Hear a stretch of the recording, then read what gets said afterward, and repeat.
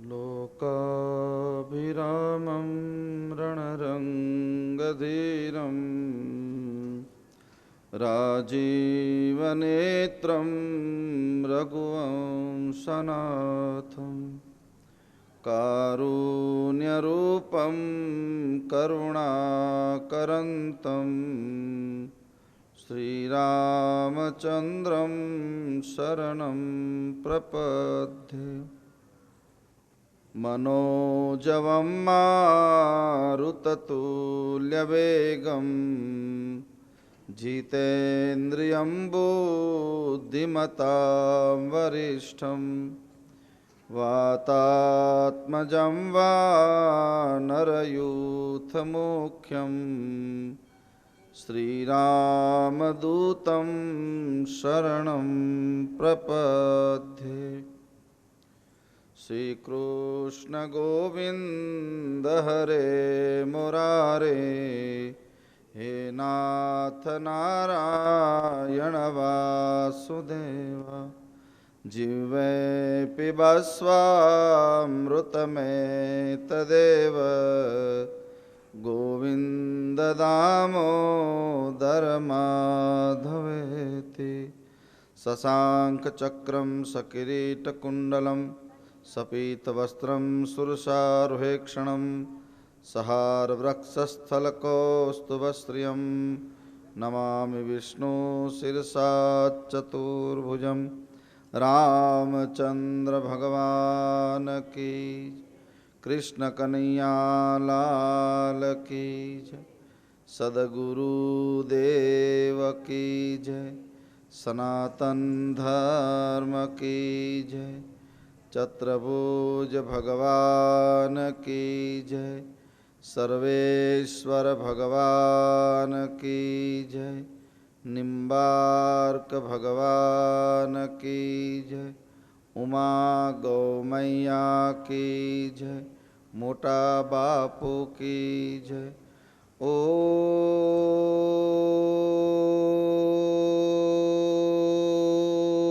नमः पार्वती पतये हर हर महादेव।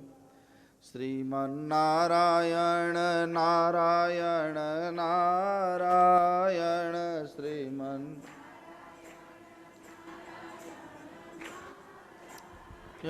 श्रीमन्नारायण नारायण नारायण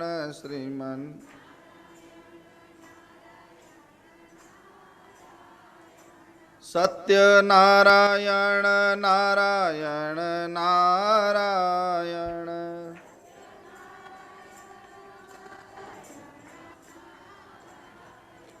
बद्री नारायण नारायण नारायण बद्री नारायण लक्ष्मी नारायण नारायण नारायण लक्ष्मी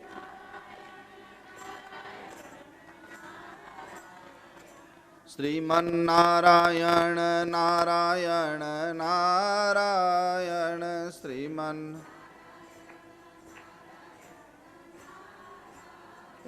सरोवर नारायण नारायण नारायण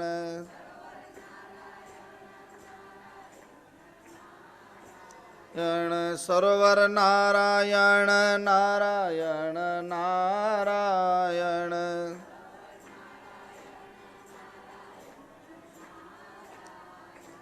श्रीमन्नारायण नारायण नारायण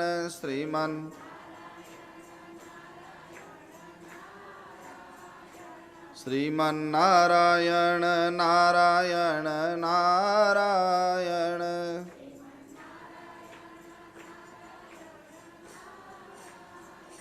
बद्री नारायण नारायण नारायण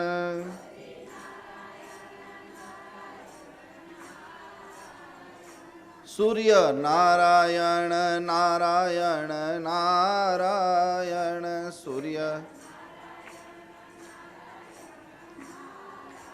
સૂર્ય નારાયણ નારાયણ નારાયણ.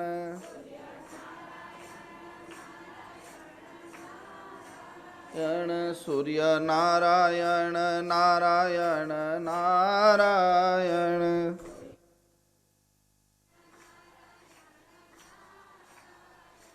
શ્રીમન્નારાયણ નારાયણ નારાયણ.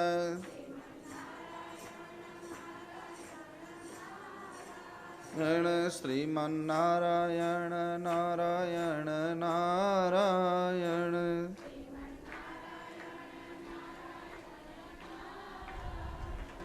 રામચંદ્ર ભગવાન કી. ભગવાન શ્રી રામ અને કૃષ્ણ પરમાત્માનું પરમ પાવન ચરિત્રનું આપણે દર્શન કરવું છે. શ્રાવણ મહિનો એટલે હરિ અને હર, વિષ્ણુ ભગવાન અને શંકર ભગવાનનો મિક્સ મહિનો છે આ.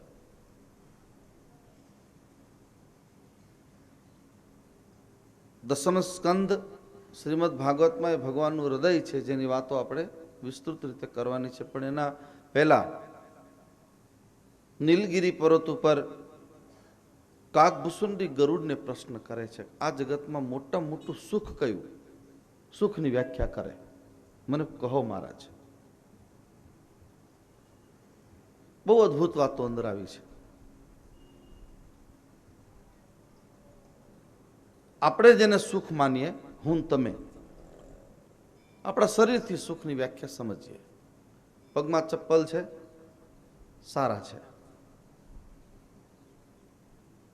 કપડાં સારા પહેર્યા છે, ઘરની સાયકલ છે, મોટરસાયકલ છે, ગાડી છે, બંગલો છે, કેવી ગાડી ભારે માયલું પછી પોતાનું ઘર છે, આનંદ છે, બધું જ સમજો બરાબર. આને આપણે સુખ કહીએ. સાંજે જમવા આપણે બધા બેઠા હોય શાંતિથી, આનંદથી, 2-4 પ્રકારના મેનુ થાળીમાં હોય, દાળ ભાત શાક રોટલી સબ્જી, આ તે બધું કેટલી પ્રકારનું હોય, બરાબર બરાબર સમજો. આને આપણે સુખ કહીએ. શ્રીમદ ભાગવત અને રામચરિત માનસ જે સુખની વ્યાખ્યા કરે છે, આપણે બધાએ સાથે મળીને સમજવું છે સુખની વ્યાખ્યા. સુખ કોને કહેવાય? એક, કોઈ દિવસ આવ્યા પછી આપણી પાસેથી જાય નહીં, એનું નામ છે સુખ. આપણું સુખ તો જતું રહે છે. પાછું પંખો છે તો આ પંખો છે અત્યારે સુખ છે, પણ હમણાં જો લાઇટ જાય તો સુખ જતું રહે, કારણ કે ઉધાર અને ઉછીનું છે. કાગભૂષુંડીજી ગરુડને કહે છે કે હે ગરુડ, તમે તો મહાજ્ઞાની છો, હું તમને શું સમજાવું? એવા સુખના ધણી બનજો બધા, જે સુખ જીવનના અંત સુધી જાય નહીં. મારે તમને આ વખતે તો થોડીક અનુભવની વાતો કરવી છે કે હમણાં અમે ચિત્રકૂટમાં કથા કરવા માટે ગયા. ચિત્રકૂટમાં એક ટાઈમની કથા, પછી તો બપોર પછી તો લીલા લહેર, બધા એટલી જગ્યાએ હું રોજ, આમ તો આપણને એટલી બધું હાલવાની આદત નહીં, 2-5 કિલોમીટર તો રોજ ચાલી શકીએ, પણ 15-15 કિલોમીટર ચાલીને રોજ સાંજના એવા મૂર્ધન્ય સાધુ સંતોના દર્શન કરવા માટે અમે રાત્રે જતા હતા. સાંજના સમયે 4 વાગે એવા સંતોની સાથે બેસવાનું થયું. ઘણા સંતો તો એવા મને મળ્યા કે આમ આપણી સામે જોવું હોય ને તો આ પાપણોના વાળ અહીંયા સુધી લાંબા, આમ કરે ત્યારે જોઈ શકે, એટલા વિરાટ સંતોના દર્શન થયા. એક પથ્થર ઉપર હોય મોટી શિલા, 2 બાજુમાં હોય, એક નીચે હોય, એટલે ભોંયરું થઈ ગયું. 4x4નું એની અંદર બેઠા હોય, અને કેટલા વર્ષોથી બેઠા છે એને ખબર નથી પાછી. યાદ રાખજો, આપણે કથામાં ખાલી 20 મિનિટ કે અડધી 1.5 કલાક બેસો, 3 વાર તો પગ ફેરવીએ ને આપણે, કારણ કે આપણે સુખની વ્યાખ્યા જોઈએ છે. એ સંતની પાસે બેઠો એટલે પૂછ્યું, મેં કીધું બાપુ કેટલા? બોલે મને ખબર જ નથી એટલા વર્ષોથી આ ગાડી બંગલા કે સિમેન્ટના મકાનો કે મેં કંઈ જોયું, કારણ કે હું જંગલમાંથી કોઈ દી બહાર નીકળ્યો જ નથી. મારી માતાએ જન્મ આપ્યા પછી કેટલા સમય પછી હું અહીં આવી ગયો એની મને ખબર નથી, મેં જગત જોયું નથી. એવા સંતો જે આપણી આભના થાંભલા કહેવાય. આપણે આટલો નાનો એવો ડોમ ખાલી ઊભો કર્યો છે તો 10 થાંભલા ઊભા કર્યા, કેટલી એંગલો નાખ્યા, કેટલા વેલ્ડિંગ કર્યા, ત્યારે ઊભું રહ્યું છે. બરાબર સમજજો. આકાશને કોઈ થાંભલો છે? ક્યાંય છે? નથી દેખાતો. એ આકાશને કોઈ થાંભલો હોય આ જગતમાં તો મારા દેશના સાધુ સંતો છે, જેને ભજન કર્યું છે, સાધના કરી છે. એટલે સુખની જે વ્યાખ્યા, એક ભગવાનના નામ જેવું જગતમાં બીજે ક્યાંય સુખ નથી. શ્રાવણ મહિનાની કથા છે એટલે આપણે સુખને ગોતવા માટે, હું પણ સુખને ગોતું, તમે પણ ગોતો. સુખ ક્યાંથી મળશે? કેવલ અને કેવલ ભગવાનનું નામ. જેને જેને આ જગતમાં નામનો આશ્રય કર્યો છે, સાચા અર્થમાં સુખી થયો છે. સુખ એને કહેવાય. સુખી કોને કહેવાય? એવો મારે ઊંચી આંગળી કરું ને તો લગભગ એકય ન થાય, મને ખબર છે. સુખી એને કહેવાય કે જેના જીવનમાં દુઃખ જેવું એને ખબર જ ન હોય. આપણે દુઃખ કોને કહીએ? વરસ થોડુંક મોડું આવ્યું, નુકસાન ગયું, ધંધામાં નુકસાન ગયું, ઘરમાંથી એકાદા વ્યક્તિનું મૃત્યુ થયું, જુવાન દીકરો કે દીકરીનું મૃત્યુ થયું, એટલે પછી કાળો સાડલો પહેરીને સોગ પાળીએ અને કેટલાય મહિના સુધી તો મીઠાઈ ન ખાય, કંઈ લગ્ન પ્રસંગમાં જાય નહીં, કારણ કે એના ઘરમાં શોક છે. આપણે ત્યાં શોકની વાતો. પછી ત્યાં એક વ્યવસ્થા એવી આવી આપણી ભારતીય પરંપરામાં, ખાસ કરીને ઝાલાવાડમાં, કે શોકને ભાંગવાનો હોય. અમુક દિવસ થાય, વરસી વાળી લે કે પેલું હોય, પછી શોક ભાંગે, બધા ભેગા થઈને નાળિયેરને ખાંડને બધું ભેગું મિક્સ કરીને વેચે કે ગળા મોઢા કરી લો, દુઃખને ભૂલી જાઓ. અહીંયા આખા જગતમાં મોટામાં મોટું સુખ કોને કહેવાય એવો પ્રશ્ન પૂછ્યો છે. ગરુડજી પ્રશ્ન પૂછે છે. જે સુખની વ્યાખ્યા માટે આપણે બધાય, આ તમે કથામાં શું કામ આવો છો? સુખ માટે જ ને. કથામાંથી તમને શું ફાયદો થવાનો? અહીંથી કોઈને કંઈ દેવામાં તો આવતું નથી, ઉલટાના પોતાની શ્રદ્ધાથી બધા અહીંયા આપે છે. પણ તમે છતાંય શું કામ આવો છો? કારણ કે તમારે જોઈએ છે સુખ. અને સુખ મળશે ભગવાનની કથામાંથી, સુખ મળશે ભગવાનના ચરણમાંથી, સુખ મળશે ચતુર્ભુજ નારાયણના ચરણમાં પ્રેમ કરવાથી સુખની પ્રાપ્તિ થશે.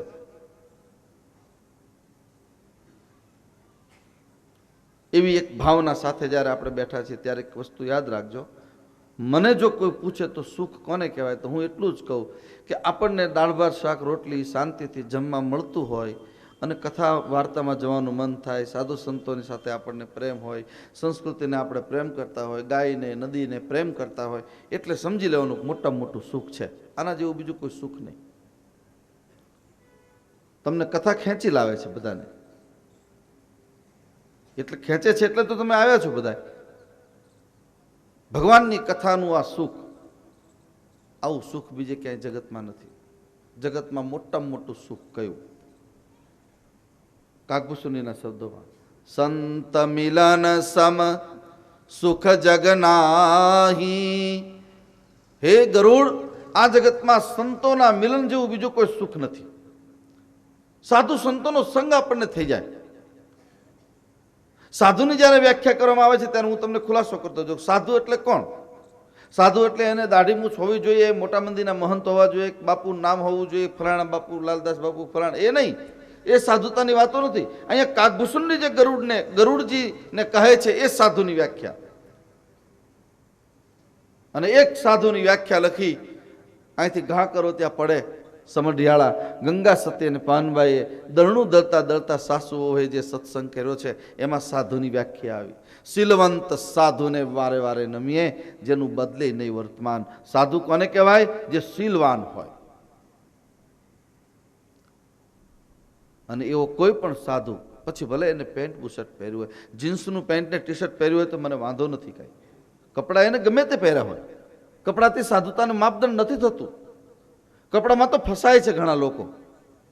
કોઈ સારું બોલે કે સારા કપડાં પહેરે કે ભગવા લીલા લાલ રંગી તમારી સામે આમ આમ તૈયાર ને એટિકેટ થઈને આવે એટલે ફસાવવું નહીં. સાધુતાની વ્યાખ્યા મારો કાગભૂષણનું જે ગરુડને કહે છે, સાધુ એ છે એની સામે બેસવાથી તમને તુરંત શાંતિની અનુભૂતિ થાય અને ભગવાનમાં તમને રસ જાગે. ભગવાનની કથામાં તમને રસ જગાડે, જગતમાં તમને રસ ઓછો કરે. આનંદ આવશે જીવનમાં. તમે જોજો, બહુ જીવન જીવવા જેવું છે. બીજું, સુખી માણસ કોને કહેવાય? જેને અપમાનની અસર ન થાય એનું નામ સુખી. અહીંથી કોઈ બેન કે ભાઈને ઊભા કરીને જાહેરમાં આપણે અહીંથી અપમાન કરીએ એનું, છતાંય એના પેટનું પાણી પણ ન હલે. ખાલી એટલું વિચારે કે બાપુને કંઈ ગેરસમજ થઈ લાગે છે, મારા માટે આમ મને આમ બોલ્યા છે, કંઈ વાંધો નહીં. એટલે હંમેશા કહ્યા કરું, ક્યારેક કોઈ ગાલી બોલતું હોય કે તમારા માટે કોઈ ગમે તેમ બોલતું, એના માટે કોઈ દી એતરાજ નહીં કરવો. જેને સુખી થવું છે એને એટલું જ સમજો, એને સમજણ નથી બિચારાને. એ બોલે, બોલવા દો એને. કોઈ ગાળ બોલે એટલે આપણે સામે થોડી બોલી દેવાય. ભગવાનની કથાનો રસ આપણને શીખવાડે છે. જેવાની સાથે તેવા ન થતા તમે. આમ સજ્જન માણસ કોઈ દી આવું ગંદુ બોલે નહીં. કદાચ કોઈ બોલે તો ખાલી કહેવું પડે તો એટલું કહેજો, કાંઈ વાંધો નહીં, એ તો એના કુળની આપણને નિશાની આપે છે, કયા કુળમાંથી તમે આવ્યા છો. આ ભગવાનની કથાનો પાવર. એક, કોઈ દિવસ બીજાના માટે દ્વેષ ન થાય, સુખી માણસની નિશાની. કોઈની ઈર્ષા ન થાય, સુખી માણસની નિશાની છે. આપણે ઈર્ષા વગર રહી શકીએ? કથામાં આવતા હોય ને કોઈક ભાઈઓ હોય કે બહેનો હોય, આમ એ એકબીજાના કપડાં જ જોતા હોય, મારી કરતાં આની સાડી થોડીક વધારે છે, વજનદાર અને થોડીક ભારે લાગે છે, એટલે અંદરથી ચાલુ થાય, આને કેમ, મારે કેમ નહીં, અથવા તો કાલે હું એવી પહેરીશ કે એને તાકાત નથી પહેરી શકે એવી. આ જે વૃત્તિ છે, સુખ નહીં થવા દે તમને, સુખી નહીં થવા દે. બીજાનું સુખ જોઈને તમને આનંદ થાય, આ સુખીની નિશાની છે. બીજાને દુઃખી જવો ત્યારે તમારી આંખમાં વગર કીધે આંસુ પડી જાય આંખમાંથી. આહા, ફલાણો ભાઈ કેટલો બિચારો દુઃખી, હે ભગવાન એનું સારું કરજો. સુખની વ્યાખ્યા કાગભૂષણ કહે છે, સંત મિલન સમ સુખ જગમાહી. આ જગતમાં સંતોના મિલન જેવું બીજું કોઈ સુખ નથી. સંત કહેવા કોને? આવા સંત જેની પાસે આટલી વસ્તુ ન હોય. કોઈ પણ સંત, એને તમે પકડજો બરાબર. સંત દ્વેષથી મુક્ત હોય, સંત કોઈની ઈર્ષા ન કરે, સાધુ કોઈની ઈર્ષા ન કરે, સાધુ કોઈ દી કોઈને હલકો ન ગણે. આ હલકો ને આ ભારે, અમે ઊંચા આ નીચા, ઊંચ નીચના ભેદભાવ, જાતિ રે પાતિ નહીં હરિના દેશમાં. ગંગા સતી પાનબાઈને કહે છે, પરમાત્માના દેશમાં જાતિ પાતિ નથી. ત્યાં આ જાતિ પાતિ એ દેશને અત્યારે જે આપણા દેશની દશા છે, સમાજવાદ, જ્ઞાતિવાદ, જાતિવાદ, કોમવાદ, પોતપોતાના રોટલા શેકવા માટે માણસો સગા ભાઈઓને જુદા કરી રહ્યા છે. એવા સમયે સાવધાન થજો. કથા સાંભળ્યા પછી એવા સાધુનો સંગ કરો, કારણ કે જાતિ પાતિમાં તમને બટોરી દે, બાટી દે, એને સાધુ ન કહેવાય. સાધુ માટે સમાનતા હોય, એક રસ હોય. એવા સાધુનો સંગ કરે, એવા સાધુનો સંગ મળે, એ સુખની વ્યાખ્યા છે. સંત મિલન સમ સુખ જગમાહી. જગતમાં સંતોના મિલન જેવું બીજું કોઈ સુખ નથી. પણ સંત એટલે એની પાસે બેસો એટલે તમને શાંતિની અનુભૂતિ થાય. હું તો તમને ત્યાં સુધી કહું છું, તમારા ઘરમાં કામ માટે કોઈ બહેન આવતા હોય ને, કામવાળા ભાઈ કે બેન, એ કામવાળીના મુખમાં પણ ક્યારેક ભગવાન એવા શબ્દો મૂકે છે જે આપણને વેદ વેદાંત કે વ્યાસપીઠ ઉપરથી ન મળતું હોય, મોટા મંદિરની કથામાં ન મળતું હોય. એ સાવરણા વાળનારી એક બેન પાસે બધું શાસ્ત્ર પડ્યું હોય છે, પણ આપણા મગજમાં એક ગાંઠ બંધાઈ કે એ હલકી છે ને હું ભારે છું, એ નાના છે ને અમે મોટા છીએ. આ જે ગ્રંથિ, લઘુતા ગ્રંથિ છે, એ આપણને કોઈ દી સત્ય સુધી સમજવા નહીં દે. એટલે મારી ગોપીઓ ગોપી ગીતમાં કહે છે, તવ કથામૃતમ તપ્ત જીવનમ કવિર વીડિતમ કલ્મશાપહમ. હે કૃષ્ણ, તારી કથા એ કલ્મશનો નાશ કરશે, કલિયુગના પાપોનો નાશ કેવલ ભગવાનની કથા કરશે. કેવલ અને કેવલ કથા. 5 ગોપીઓના ટોળા ભેગા થઈ અને ભગવાનના ગુણાનું વાત કરે. ગોપી ગીત એટલે અલગ અલગ ગોપીઓએ ભગવાનને અલગ અલગ એંગલથી જોયા છે, શ્રી કૃષ્ણને અલગ અલગ એંગલથી. 2 ગોપીઓ બેઠી હોય તો શું વાત કરે? અરે સખી, તને શું કહું, કેમ હું તો સવારમાં નંદ બાબાના ઘરે ગઈ, બારણું પણ બંધ હતું, માંડ કરીને મેં ખોલાયું અને લાલો સૂતો તો પારણિયામાં. લાલાને ખબર પડી કે હું આવી છું એટલે એને ઢોંગ કરવા માટે એને પાછું ફેરવું, એને પડખું ફરીને આમ સૂઈ ગયો. પછી મેં લાલાને ચૂંટ્યો ખેણો અને લાલો તરત જ ઊભો થઈ ગયો, રડવા માંડ્યો. યશોદામાં આવી, પછી બધી ગોપીઓ ભેગી થઈ ગઈ. લાલાનું આમ, લાલાના એક એક ગુણનું વર્ણન કરતી કરતી ગોપીઓએ જે એક લાલાને જે રીતે સમજ્યા એનું એક ગીત ગાયું. ગીતનું નામ છે ગોપી ગીત, જેને ભગવાનને પોતાની બુદ્ધિ. મારે તમને વિનંતી કરવી છે, ચત્રભુજ રાય છે ને આપણા, એને તમારી બુદ્ધિમાં માપો. એને રોજ તમને ભગવાન કેવા લાગે છે? ભગવાન તમારી સાથે વાતો કરશે, પાક્કો ભરોસો હોય તો વાતો કરે. કેમ? એ પથ્થરની મૂર્તિ નથી, સાક્ષાત બેઠા છે. હું જેમ વાતો કરું એમ ભગવાન વાત કરે, પણ એની એંગલ આપણે નક્કી કરવી પડે. એ તો આપણને આનંદ પ્રાપ્ત થશે. ગોપીઓ શું કહે છે? તવ કથામૃતમ તપ્ત જીવનમ કવિભીડીતમ કલ્મષાપહમ. હે હરિ, હે પરમાત્મા, તારી કથા એ કલ્મષનો નાશ કરશે. ભગવાનની કથામાં એટલો પાવર છે, યાદ રાખજો બરાબર. આપણે તો મહિનો સવા મહિનો જ બેસીએ, 1.5 મહિનો બેસીએ છીએ ને અહીંયા, પછી તો મને ક્યાં ટાઈમ હોય, પણ આપણે બધા બેસીએ. પણ એક મહિનાનો જે પાવર, આપણી બેટરી ચાર્જ, એ 12 મહિના વળી પાછો ક્યારે શ્રાવણ મહિનો આવે ખબર ન પડે. અને વળી પાછું આ હું ચાર્જર લઈને બેઠો તમારે બધાને ચાર્જ કરવા, અને અંતે તો બધા બેટરી ચાર્જ કરવા માટે જ આવે છે ને. ભગવાનની કથા આપણને ચાર્જ કરે ચોક્કસ. એક નાનું એવું ઇન્સ્ટ્રુમેન્ટ મોબાઈલનું, એને આપણે ચાર્જમાં મૂકી દઈએ રાત્રે 2-4 કલાક, અને 24 કલાક એના ઉપર વાતો કર્યા કરો, બેટરી ખૂટે જ નહીં. એક મોબાઈલમાં જો આટલી તાકાત હોય તો ભગવાનના નામમાં જેને ચાર્જ કર્યું પોતાના મનને, એને કોઈ દિવસ એનો ડિસ્ચાર્જ થાય જ નહીં. એનો મોબાઈલ ડિસ્ચાર્જ નહીં થાય. આપણે બધા ચાર્જ કરવા માટે બેઠા છીએ, તાજા તરોજા. અને હું ભગવાનને પ્રાર્થના કરું, કાયમ માટે કરતો હોઉં છું. મારા જેટલા શ્રોતાઓ છે, જેટલા મારા પ્રેમીઓ છે, હું ભગવાનને રોજ કહેતો હોઉં છું કે અમારા સેવકોને એવા તાજા રાખજે, એ કોઈથી ડિસ્ચાર્જ જ ન થાય, એની ચાર્જ બેટરી એમને સતત થયા કરે. કારણ કે ભગવાનની કથાનો પાવર છે. એક બીજી ગોપી વળી શું કહે છે? અલગ અલગ વસ્તુ, બહુ આનંદ આવે છે. જયતિ તેધિકમ જન્મના વ્રજ શ્રયત ઇન્દિરા સસ્વદત્રહી. કેટલી સરસ વાત કરીને. હે કૃષ્ણ, વ્રજ, ગોકુળ, મથુરા બધું હતું, યમુના મહારાણી હતા જ. પણ કૃષ્ણ જ્યારે તારો જન્મ થયો પછી આનો મહિમા વધી ગયો છે. મહિમા એનો જ વધે છે. તારો એકવાર જન્મ થયો, જયત તે ધીકમ જન્મના વ્રજ, તારા જન્મથી વ્રજનો મહિમા વધી ગયો છે. નહીં તો નહોતો મહિમા. અયોધ્યા તો હતું જ, પણ અયોધ્યાનો મહિમા ક્યારથી થયો? ભગવાન રામ, દશરથ નંદન રામનો જન્મ થયો, અયોધ્યાનું મહત્વ વધ્યું. આ વસ્તુ છે. તમે જોજો, અત્યારે આપણે અહીંયા ગાયનું ઘી એક બરણી ભરીને મૂકીએ કે ભાઈ આ પ્યોર ગાયનું ઘી છે, દેશી જર્સી નહીં પણ પ્યોર ગીર ગાયનું ઘી છે. તમને મહત્વ નહીં લાગે, પણ બ્રાન્ડેડ કોઈ કંપનીનું નામ ઉપર લખી નાખો, દાખલા તરીકે પતંજલિ કે જે એનું નામ લો, તો તરત એની કિંમત વધી જાય, કારણ કે બ્રાન્ડ મળી છે એને. પરમાત્માની આવી સ્થિતિ છે. જેને બ્રાન્ડેડ થવું હોય ને એને બસ કેવલ અને કેવલ જ્યારે સમય મળે આંખમાં આંસુ સાથે જયતિ તે અધિકમ જન્મના વ્રજ, ભગવાનની પ્રાર્થના કરો, હું તારો છું. પુનિત મહારાજના શબ્દો મને બહુ ગમતા. આપણે અહીં ધંધુકામાં મહાપુરુષ થયા.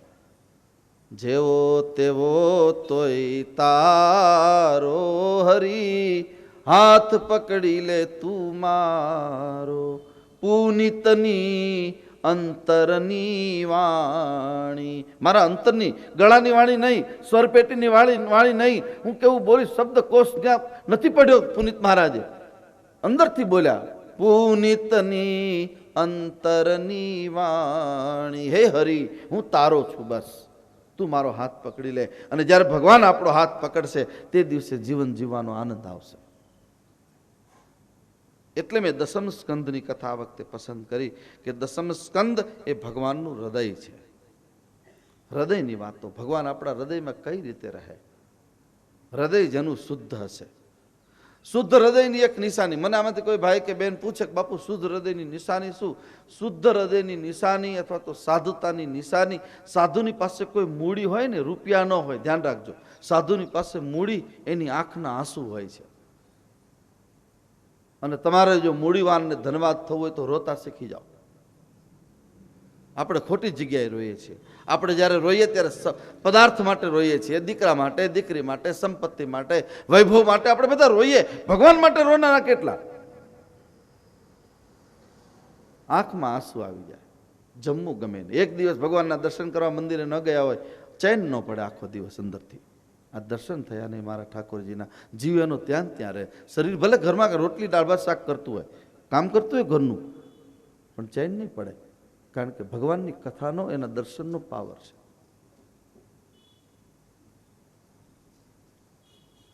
એટલે આપણે હૃદયની કથા ભગવાનની લીધી છે. સુખદેવ મામુની પરીક્ષિતને કહે છે, ભગવાનની કથામાં તમને નૈષ્ટિક રતિ થઈ છે, પ્રેમ થયો છે. પ્રભુની કથામાં જેને રતિ થાય છે એને સંસારના વિષયોમાંથી ઓટોમેટિક વૈરાગ્ય આવી જાય છે, જેને ભગવાનની કથામાં રસ જાગે.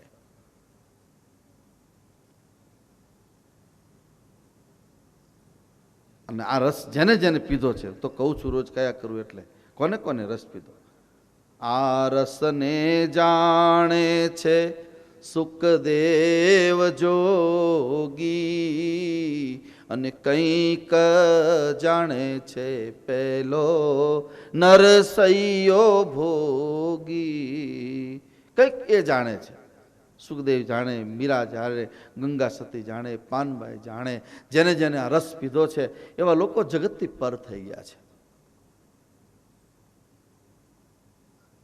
સાધુ સંગ બેઠ મીરા લોક લાજ ખોઈ, એને લોકની લાજ ખોઈ નાખી એને. કારણ કે એને રસ પીધો તો, અમૃતનો રસ. અને એકવાર અમૃત રસનો એક ઘૂંટડો ખાલી આવી જાય ને, પછી આ બધી દ્વંદ, બધા ઝઘડા, કજિયા, કંકાસ, સાસુ વહુના ઝઘડા, દેરાણા જેઠાણાના ઝઘડા, ભાઈઓ ભાઈઓના ઝઘડા, પાડોશ પાડોશના ઝઘડા, આ બધા જ કંકાસ બંધ થઈ જાય એકવાર જેને હરિનામના રસનો એક અમૃતનો ઘૂંટડો પી લીધો હોય. એક ઘૂંટડો ખાલી પીવાનો છે, આખા જગત. આના ગ્લાસ ન ભરાય, યાદ રાખજો, અમૃતના છાંટણા જ હોય, એના ગ્લાસ ન ભરાય. અમૃત રસ પીતા શીખી જાઓ. અને ભગવાનના નામનો રસ જેને પીધો હોય, બસ બધા જ કામ એના ઓટોમેટિક થશે. હે રાજન, તમને ભગવાનની કથામાં પ્રીતિ થઈ છે એટલે વિષયોથી વિરક્તિ થાય, એની મતિ શુદ્ધ થાય.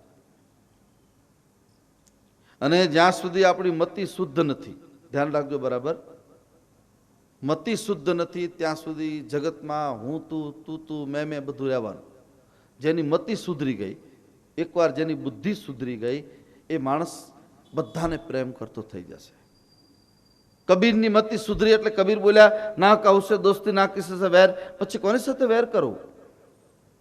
આપણી મતિ બધાની બગડેલી છે એટલે વાત વાતમાં ઝઘડા, કજિયા, કંકાસ, એકબીજાનું બોલું બોલો. આમ ગામડાની એક કહેવત છે ને પેલા બળદિયા માટે, કે ફર કહેતા હાંભળો ભાંગી નાખે. એવા બળદિયા હોય, હાંભળો ભાંગી નાખે. કોઈને કાંઈ ફર ન કહેવાય તમારે, કારણ કે મતિ બગડેલી છે. જેની મતિ બગડી હોય એને ક્રોધ આવે. બરાબર સમજો. ઘણા લોકો મને પ્રશ્ન કરે, ભાઈઓ બહેનો, બાપુ આમ બધું બહુ કોશિશ કરીએ છીએ પણ ગુસ્સો બહુ આવે છે.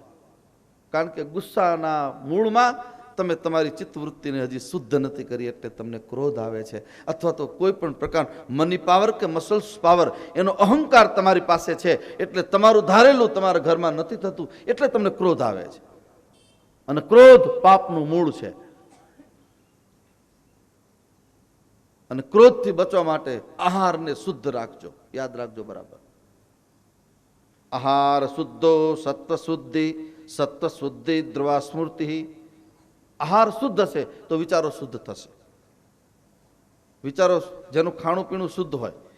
એટલે હું કયા કરું હંમેશા, અત્યારે આપણે બધા સ્વાદિયા બહુ થઈ ગયા છે ને, સ્વરૂચિ ભોજન, સારું સારું ખાવું.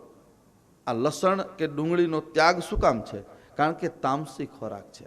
એ ખોરાક તમે લો એટલે મનમાં ગુસ્સો આવ્યા વગર રહે જ નહીં, કારણ કે એ ખોરાકનો પ્રતાપ છે. આમાંથી મારે તમને પૂછવું છે કે કોઈ મૂળો ખાધો હોય અને પછી મેલડી માને હમ હો મેં મૂળો નથી ખાધો, કોઈ માને? કારણ કે તમે બોલો છો ત્યારે તમારા મોઢામાંથી સ્માઇલ આવે છે કે તમે મૂળો ખાધો છે.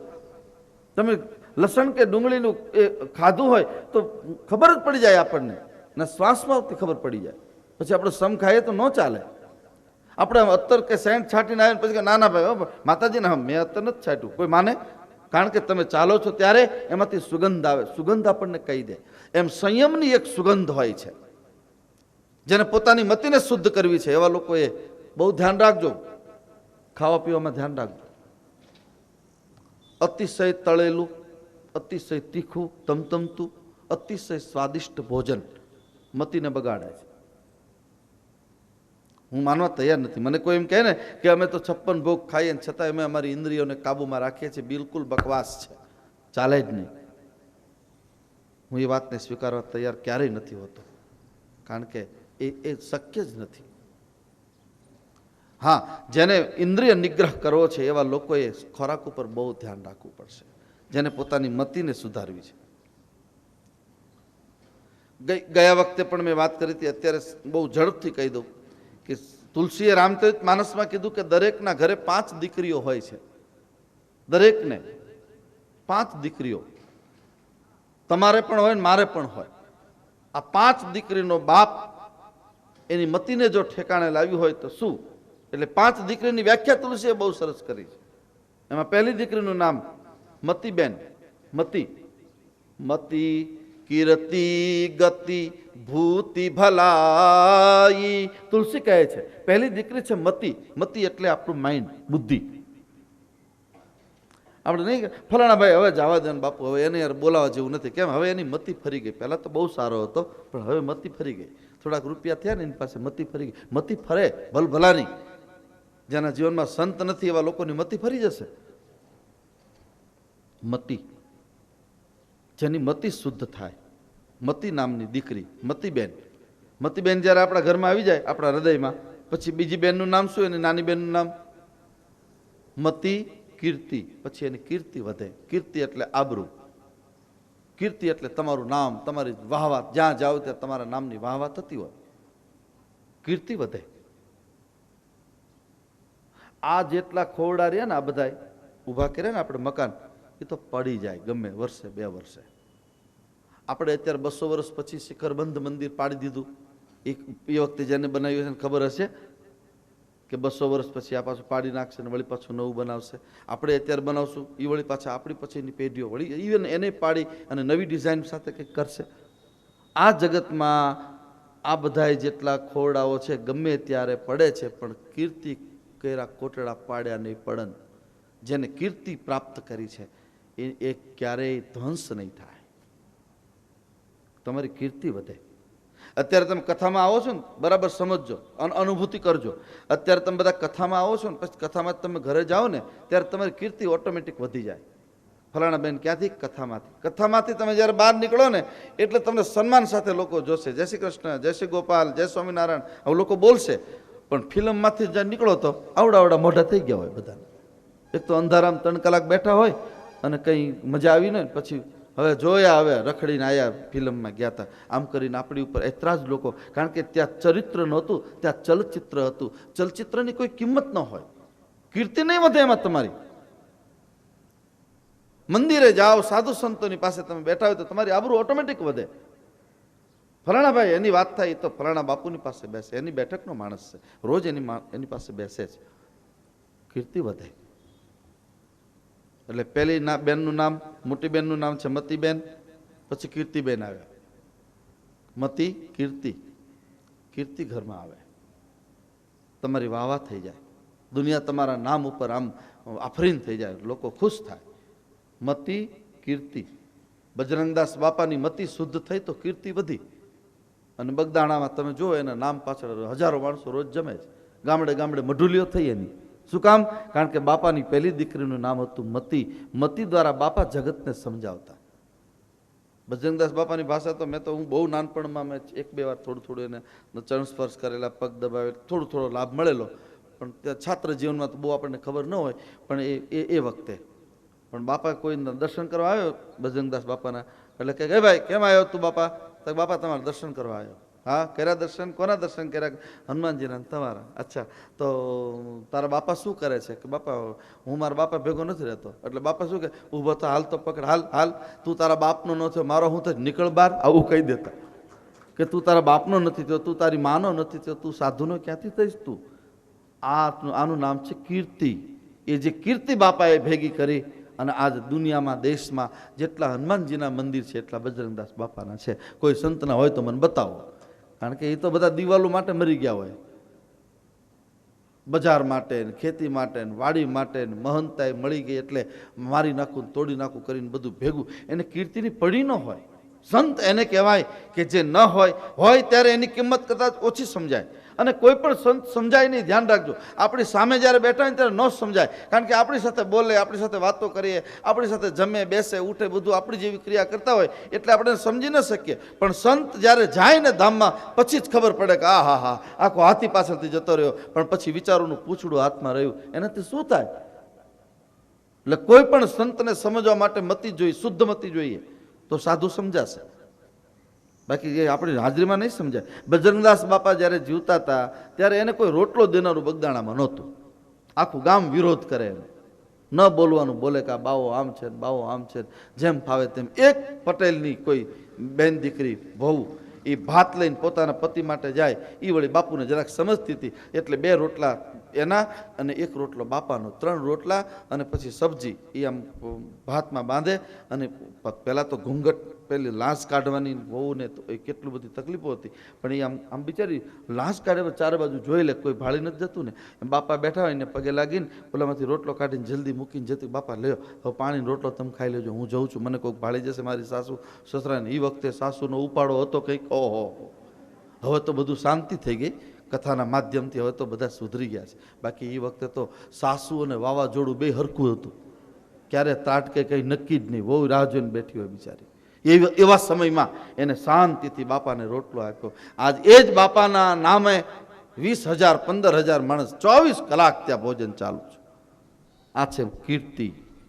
બજરંગદાસ બાપાની મતિ શુદ્ધ થઈ એટલે કીર્તિ વધી.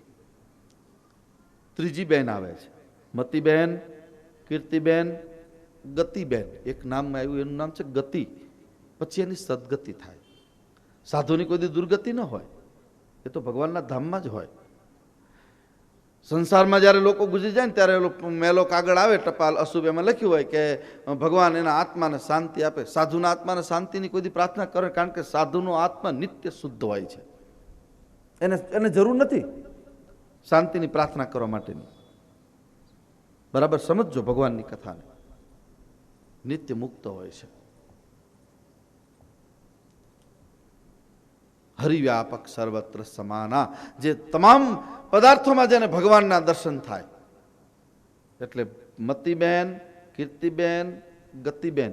ગતિ આવે એટલે ભૂતિ આવે. ભૂતિ એટલે ઐશ્વર્ય, ભૂતિ એટલે વૈભવ. દોમ દોમ સાહેબી. એક કહેતા એકવી એને ઓર્ડર કરે ત્યાં ઊભા હોય, પાણી માગે ત્યાં દૂધનો પ્યાલો આવીને ઊભો રહી જાય. મતિ કીર્તિ ગતિ ભૂતિ ભલાઈ. ગતિ, મતિ, કીર્તિ, ગતિ અને ભૂતિ. ભૂતિ એટલે ઐશ્વર્ય, સુખ સમૃદ્ધિ. કેટલી સમૃદ્ધિ આવે.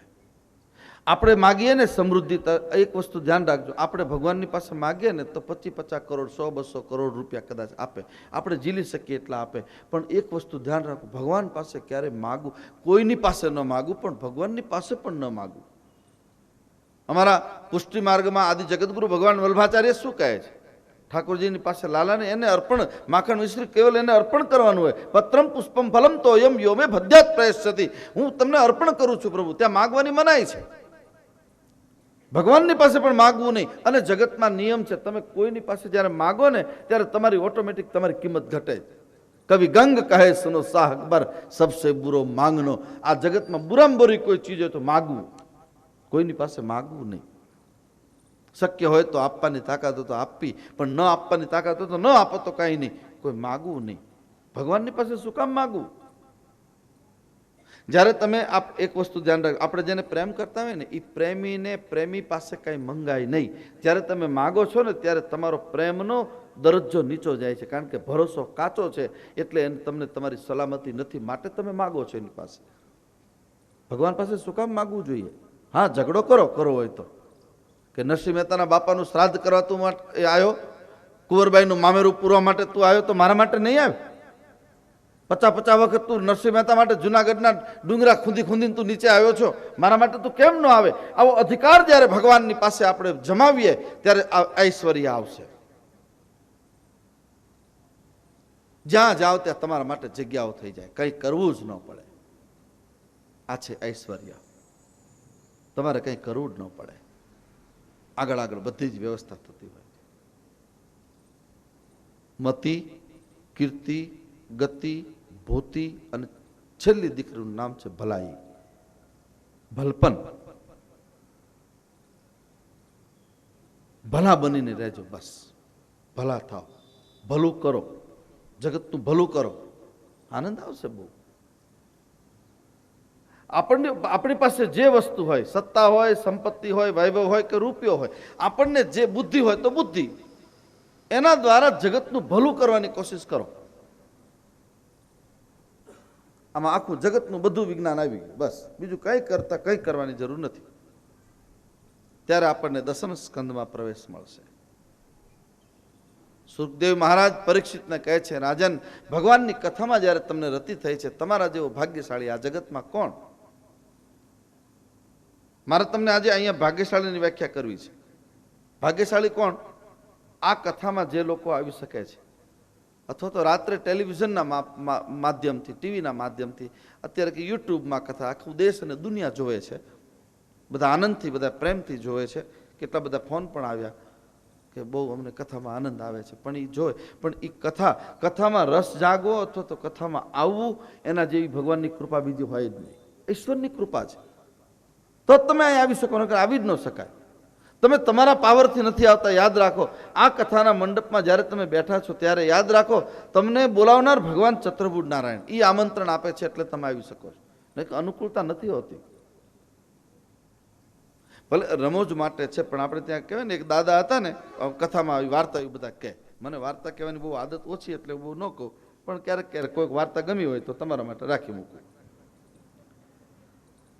11 મહિના સુધી બધું ભેગું કરું, અને 12મો મહિનો શ્રાવણ મહિનો આવે તો વળી મહિનામાં બધું વેચી દઉં, બધું જેટલું લાવ્યું. એટલે એ દાદા, એને બહુ ઈચ્છા હતી કે દીકરીના ઘરે કથા, ભાગવત કથા બેસવાની.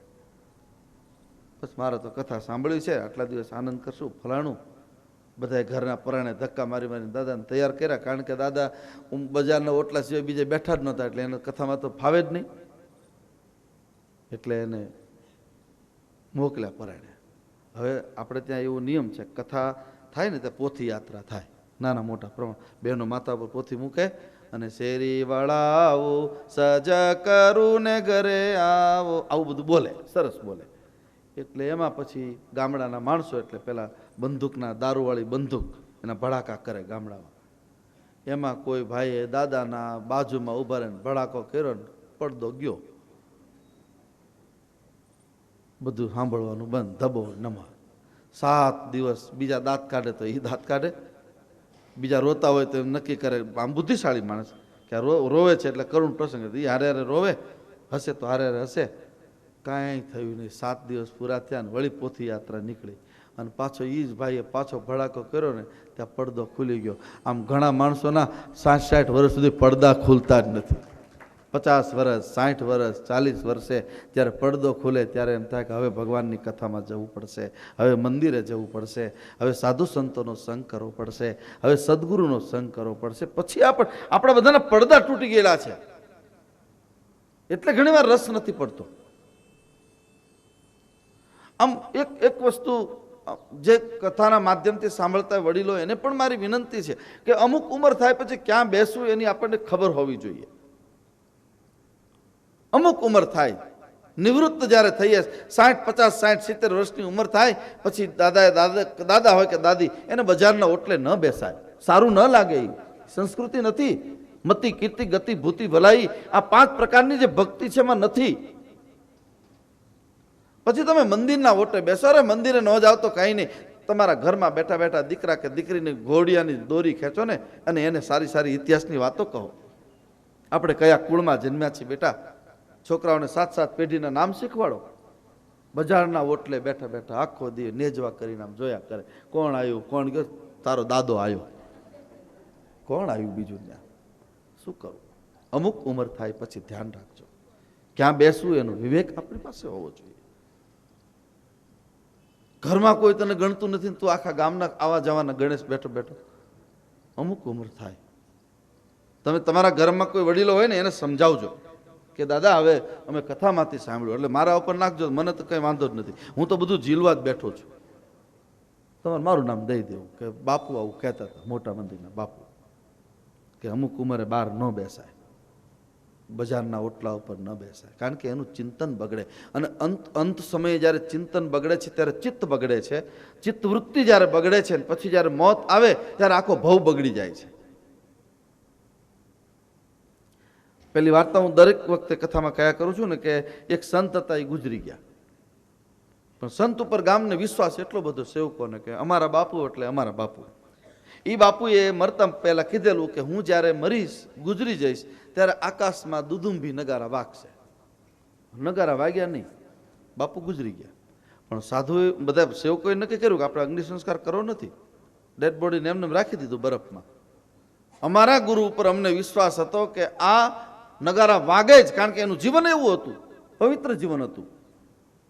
એમાં કોઈ સંતો પછી નીકળ્યા ને સંતને પૂછ્યું કે બાપજી, અમારા ગુરુ અમને કહેતા ગયા હતા કે દુદુંભી નગારા વાગશે, અમને અમારા ગુરુ ઉપર પાક્કો વિશ્વાસ ભરોસો હતો, એ કે ઈ થાય જ, પણ થયું નહીં. એટલે પેલા સંત પણ પહોંચેલા હતા, એનાથી તમારા ગુરુ જીવ ક્યાં ગયો, ચાલો મને લઈ જાઓ. એટલે તે બોરડીનું ઝાડ ને ઝાડની નીચે ખાટલો ને એની નીચે અહીંયા સૂતા હતા ને અહીંયા જીવ ગયો. સંતે ઉપર જોયું તો એક લાલ ટમેટા જેવું બોર પાકી ગયેલું. એને કીધું નીચે ઉતારો બોરને. નીચે ઉતારીને બોરને ખોલી નાખ્યું, ખોલીને તડકે મૂક્યું. તે અંદરથી જે કીડો નીકળ્યો એ તડકામાં કેટલું ટક્કર ઝીલે, 5 મિનિટમાં કીડો મરી ગયો, નગારા વાગ્યા. એટલે છેલ્લે બોરમાં ન જવું પડે એનું ધ્યાન રાખવું. ન જોવાનું જોવો ને પછી આપણી ચિત્તવૃત્તિ ત્યાં ભટકી જાય છે. એને દસમ સ્કંદની કથા રસ નહીં આપે. પછી સુખદેવ મામુની પરીક્ષિતને કહે છે, રાજા, જગતપતિમાં જો મતિ લાગે તો ભક્તિના સુખની આગળ આનંદ, એની આગળ મુક્તિ, આ બધા તુચ્છ ગણાય. બસ પરીક્ષિત કહે છે, મારા ઈષ્ટની કથા છે, મને સંભળાવો, મારા ભગવાનની કથા મારે સાંભળ્યું છે. વાસુદેવ કથા પ્રશ્ન પુરુષાન સ્ત્રી નિપુનાતિ. વાસુદેવની કથાનો પ્રશ્ન વક્તા, પ્રશ્નકર્તા અને સાંભળનાર ત્રણેયને પવિત્ર કરે છે, પાવન કરે છે. ભગવાનની કથા જે કહે છે, સાંભળે છે, અનુમોદન કરે. રામાયણમાં તુલસીએ પણ લખ્યું, કહી સુનહી અનુમોદન કરહી. ભગવાનની કથા કહે છે એ તો બહુ સામાન્ય. હું તમને કથા કહું છું ને એ બહુ મહત્વનું, મારું મહત્વ નથી, ધ્યાન રાખજો. પણ સાંભળે એ મારી કરતાં તમે મહત્વશાળી છો. હું તો અહીંયા બરાબર 4 વાગે 4 ને 10, 15, 20 મિનિટ અહીંયા પહોંચું, 4:30નો જે આપણો ટાઈમ છે. મારે તો આવા 2 ડગલા જ કરવા, પણ તમારે ક્યાંથી આવવું પડે? કેટલી દૂર સોસાયટીઓમાં, કોઈને ચાલીને, કોઈ રિક્ષામાં, કોઈ સ્કૂટર, ગાડી, જેની જે સગવડતા લઈને આવો છો. એટલે કથા કહેનાર કરતાં સાંભળનાર વધારે ભાગ્યશાળી છે. અને સાંભળનાર કરતાં કોણ ભાગ્યશાળી? કે આ કથા પૂરી થાય ને પછી વાળું ચોળું, ગોદડા બધા હંકેલવા, મૂકવું ને એક બાજુ, એનું અનુમોદન કહેવાય. તુલસીની ભાષામાં કહી સુનહી અનુમોદન કરહી. જે કથાને અનુમોદના કરે છે એ એના કરતાં પણ વધારે ભાગ્યશાળી છે. ભાગ્યની આ નિશાની છે. એટલે ભગવાનની કથા આપણને આનંદ આપે છે. ભગવાનની કથા તમને મર્યાદા શીખવાડશે. દસમ સ્કંદની કથા મર્યાદા, અને જેના જીવનમાં મર્યાદા આવી એના જીવનમાં ભગવાન આવ્યા. હું કોઈ આમ જાતિપાતિ માટે બોલું નહીં, અને એમાં મારું માઇન્ડ પણ એમાં કામ ન કરે. પણ આપણને એક વસ્તુ તો નક્કી થાય, આ જગતમાં 24 તીર્થંકરો થયા અને 24 અવતારો થયા. બધા ક્ષત્રિયોના ઘરે જ કેમ થયા? સોચો, એના મૂળમાં શું છે? વિશ્વામિત્ર રાજર્ષિ હતા, બ્રહ્મર્ષિ હતા, બ્રાહ્મણ હતા.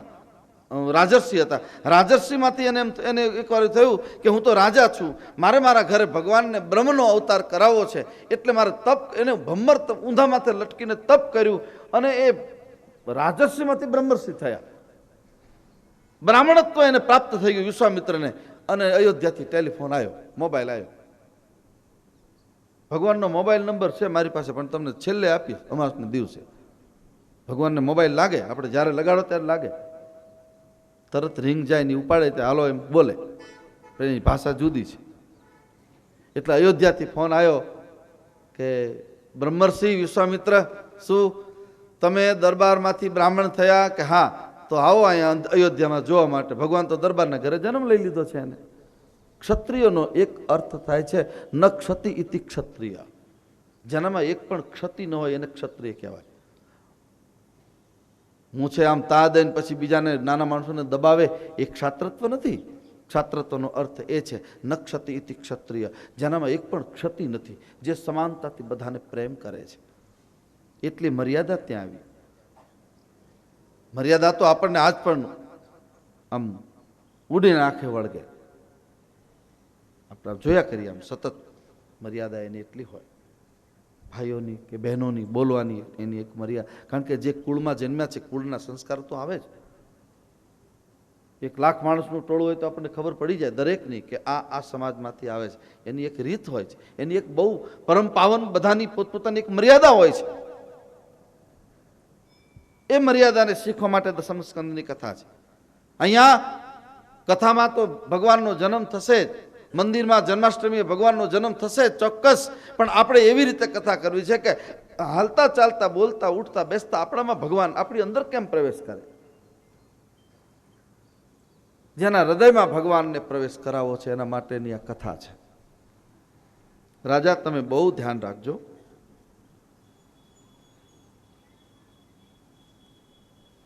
ભગવાનની કથામાં તમને પ્રેમ થયો છે. ગંગા દર્શનથી, સ્મરણથી, સ્નાનથી 3 પ્રકારે પવિત્ર કરે છે. વિષ્ણુના ચરણમાંથી, બ્રહ્માના કમંડળમાંથી, શિવની જટામાંથી આવી આમ 3 દેવોની પાસે ગંગા જોડાયેલી છે. ગંગામાં જ્યારે તમે સ્નાન અર્થે પ્રવેશ કરો ત્યારે કેવી રીતે જવાનું છે? હરિદ્વારમાં જે લોકો ગયા છે, મારી પાસે પણ, મારી સાથે પણ કેટલા બધા આવેલા છે. હરિદ્વારમાં આપણે કથા કરી ત્યારે 2 વાર કથા, બંને કથાનો વિધાન, સ્નાનનો વિધિ કેવી રીતે છે. તમને વિનંતી કરું, તમારા ગામનું તળાવ કે નદી હોય, આપણો ભાર્ગવી નદી એટલે ભોગાવો નદી, આપણી આ નદીનું નામ છે ભાર્ગવી, સંસ્કૃતમાં ભોગાવો. એ ભોગાવો નદીમાં, કોઈ પણ નદીમાં કે તળાવમાં જ્યારે તમારે સ્નાન કરવું હોય તો કઈ રીતે કરાય, એ વાત સુખદેવ મહામુનિ પરીક્ષિતને કરે છે. તમે જ્યારે નદીમાં સ્નાન કરો ત્યારે વિષ્ણુ રૂપ બનીને સ્નાન કરો. બહેનો હોય તો એને લક્ષ્મી રૂપ બનવાનું છે, તો પાપ ધોવાશે. બાકી તમે કોઈના કાકી, મામી, વહુ, બેન બનીને ગયા તો એ તમે એમને પાછા જ આવશો. પુરુષ હોય તો નક્કી કરે કે હું વિષ્ણુ રૂપ છું અત્યારે, અને મારા ચરણમાંથી નીકળેલી ગંગામાં હું પવિત્ર થવા માટે ડૂબકી મારું છું. બેન હોય તો લક્ષ્મીના સ્વરૂપે. અને પછી આપણે છેલ્લે શું બોલીએ? હર હર મહાદેવ હર. અને ગંગા મૈયામાં સ્નાન કરવું, ન બોલવું હોય તો હો બાપા, હો મરી ગયા, આમ તરત આમ એટલું ઠંડુ પાણી હોય ને, ન બોલવું હોય તો બોલાવી દે તમને, કારણ કે ગંગાનો પ્રતાપ છે. ગંગા જ્યારે માથા ઉપર આવે ત્યારે શિવરૂપ બનાવે છે. કૃષ્ણના પ્રાગટ્યની કથા માટે દેવતાઓ ભગવાનની સ્તુતિ કરે છે.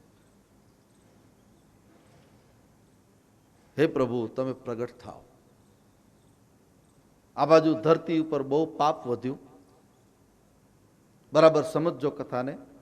ધરતી ઉપર બહુ પાપ વધ્યું, દેવતાઓના અધિપાત્ય લઈ અને માં ધરતી ગાયનું રૂપ લઈ અને ભગવાનની પાસે આવે છે, પ્રાર્થના કરે છે. મહારાજ, ગાડી, બંગલા, ફ્લેટો કે મોટી મોટી હાઈરાઇઝ બિલ્ડિંગો જે જગતમાં થાય છે એનો અમને ભાર નથી લાગતો પ્રભુ, પણ અમને પાપીનો બહુ ભાર લાગે છે.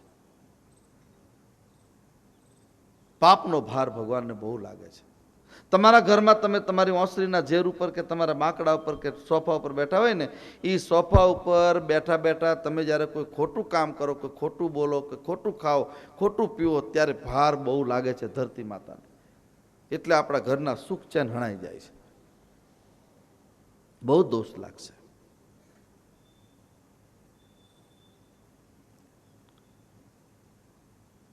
હે પ્રભુ, પૃથ્વીને પાપનો બહુ ભાર લાગે છે. કંસ, શિશુપાલ, દંતવક્ત્ર, જરાસંધ વગેરે જેવા દુષ્ટ રાજાઓ થયા. અગ્ગાસુર, બક્કાસુર, સ્વાભાસુર, વ્યોમાસુર વગેરે જેવા રાક્ષસો થયા. એ બધાના પાપના ભારથી પીડાયેલી પૃથ્વી ગાયનું રૂપ ધારણ કરી દેવતાઓની પાસે જઈને રડી પડે છે. દુઃખનું નિવેદન કર્યું, મહારાજ મારું દુઃખ દૂર કરો. બ્રહ્માજીને કહ્યું, પણ બ્રહ્માજી કહે છે હું શું કરું? આ બધા રાક્ષસો એટલું બધું તપ કરે છે, અને તપ કરે એટલે વરદાન આપવું મારી ફરજ છે. બ્રહ્માએ કીધું કે બાકસની દિવાસળી મેં જે ભાઈને આપી હતી એ કોઈના ઘરના ચૂલાને પેટાવવા માટે, અથવા તો કોઈ મંદિરની આરતીનો દીપ પ્રાગટ્ય માટે મેં એને આ બાકસની દિવાસળી આપી હતી. પણ રાવણ, કંસ, માણાસુર જેવાને મેં જે શક્તિઓ આપી, શક્તિઓ દ્વારા એને ચૂલો સળગાવવાનું કામ ન કર્યું, બીજાના ઘર સળગાવવાનું કામ કર્યું, ઝૂંપડા સળગાવવાનું કામ કર્યું છે. અને હું આપ સૌને વિનંતી કરું, એક વસ્તુનું ધ્યાન રાખજો. તમને જ્યારે થોડુંક સુખ સમૃદ્ધિ મળે ને, એ સુખ સમૃદ્ધિ દ્વારા ક્યારેય કોઈ નાના ગરીબ માણસનું દિલ ન દુભાય એનું ધ્યાન રાખજો. નહીતર 1000 કથા સાંભળશો તો પાણીમાં જશે તમારી. ગમે એટલી કથા સાંભળો, ગમે એટલા શ્રાવણ મહિનાના એકટાણા કે ધારણા પારણા કરો, એમ તમને કઈ પ્રાપ્ત નહીં થાય. બસ ભગવાનની કથા હરી વિના આપણી આ મુસીબતને કોણ હરશે? અને ભગવાન સિવાય આપણને દુઃખમાંથી કોણ ઉગારશે? ચાલો આપણે બધા સાથે મળીને ભગવાનની પ્રાર્થના કરીએ. દેવતાઓ, ધરતી માતા બધા સાથે મળીને ભગવાનની બહુ સુંદર પ્રાર્થના કરે છે, અતિ સુંદર પ્રાર્થના કરે છે. પછી તો શિવ અને બ્રહ્માને લઈ ગૌરૂપ ધારીણી પૃથ્વી દેવતાઓથી ક્ષીરસાગરમાં આવ્યા. શ્રેષ્ઠ નારાયણની સૈયામાં ભગવાન નારાયણ પુરુષ સૂક્તમથી સ્તુતિ કરી છે. પરમાત્મા બહુ પ્રસન્ન થયા છે, રાજી થયા છે. ભગવાનની પ્રાર્થના કરો એટલે રાજી થાય ભગવાન, બહુ રાજી થાય. તમને વિનંતી કરું છું કે સ્તોત્ર સંસ્કૃતમાં તમે ન બોલી શકો તો કંઈ નહીં, તમને જે આવડે એ ભાષામાં ભગવાનની કાલી કાલી ભાષામાં સ્તુતિ કરો. બસ શબ્દો મળે કે ના મળે, મારે કવિતા તમારી કરવી છે. મારો સૂર બેસુરો હોય ભલે, પણ મારે તમારું ગાયન ગાવું છે. ભગવાનની પ્રાર્થના કરો, આનંદ બહુ આવશે, અતિશય આનંદ થશે. પુરુષ સૂક્તમથી પ્રાર્થના કરી છે, અને પ્રાર્થના કરો એટલે ભગવાન આવે. પ્રાર્થનાની પરિભાષા શું? પ્રાર્થના તમે જ્યારે હૃદયથી શરૂ કરો કોઈ પણ ભગવાન દેવી દેવતાની, જ્યારે તમારી પ્રાર્થના શરૂ થાય ત્યારે પ્રાર્થનાની પહેલી ભાષા આંખમાંથી આંસુ ચાલુ થઈ જાય. અને એટલે રામચરિત માનસમાં ગુરુ અને લક્ષ્મણના સંવાદમાં કહે છે, ભક્તિનું લક્ષણ ગદગદ ગીરા, નયન બહન નીરા. વાણી ગદગદિત થાય, આંખમાં આંસુ આવે